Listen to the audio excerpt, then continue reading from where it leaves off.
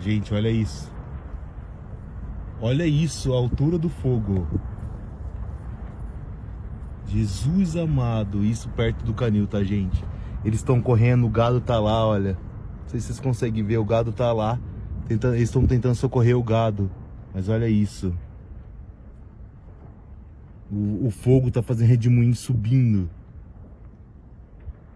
Meu Deus, que desespero. Olha o barulho do fogo. Olha isso. Olha isso, gente. Ai, Deus, quem que é o filho da mãe que faz isso? Gente, joga fogo num lugar desse, gente. Isso, olha. Meu Deus.